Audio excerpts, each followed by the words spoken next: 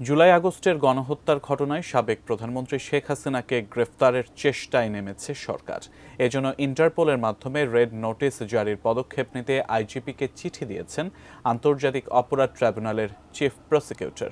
এদিকে আন্তর্জাতিক অপরাধ ট্রাইব্যুনাল আজ আরও 4 পুলিশ কর্মকর্তার বিরুদ্ধে গ্রেফতারি পরোয়ানা জারি করেছেন। বিস্তারিত জাবেদ আক্তারের প্রতিবেদনে।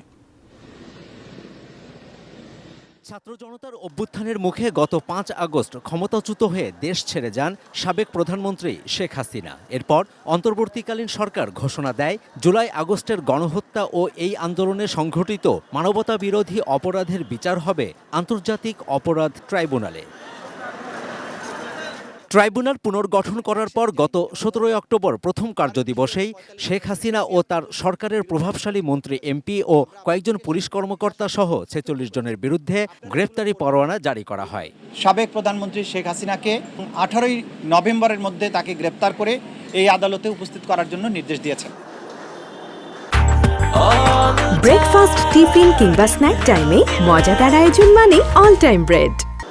গত রোববার ট্রাইব্যুনালের পুরাতন ভবনের সংস্কার কাজ দেখতে গিয়ে আইন উপদেষ্টা অধ্যাপক ডক্টর আসিফ নজরুল জানান, শেখ হাসিনা সহ জুলাই আগস্ট গণহত্যায় জড়িতদের দেশে ফেরাতে ইন্টারপোলের সহায়তা নেবে সরকার।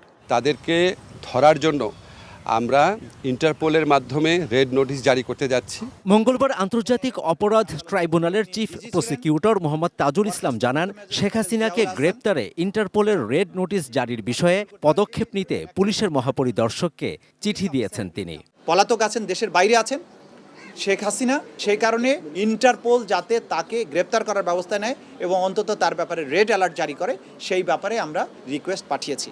এদিন ট্রাইব্যুনাল গণহত্যার একটি মামলায় যাত্রাবাড়ী থানার তখনকার ওসি তদন্ত জাকির হোসেন সহ 4 জনের বিরুদ্ধে গ্রেপ্তারি পরোয়ানা জারি করেন। যে একটা তরুণকে আহত অবস্থায় তার আরেক সহকর্মী যখন তাকে উদ্ধার করে নিয়ে যাচ্ছিল, সেই ছেলেটিকে কাছে থেকে যে বুকে গুলি করে হত্যা নিশ্চিত করে এবং পরবর্তীতে তার লাশকেও আবার নানানভাবে বিকৃত করে, সেটা হচ্ছে যাত্রাবাড়ী থানার তদানীন্তন ওসি তদন্ত জাকির হোসেন। এরকম 4 জন অফিসারের বিরুদ্ধে আমরা গ্রেপ্তারি পরোয়ানা চেয়েছিলাম, আদালত সেটা মঞ্জুর করেছেন। কোনো নির্দোষ পুলিশ অফিসারকে হয়রানি করা হবে না।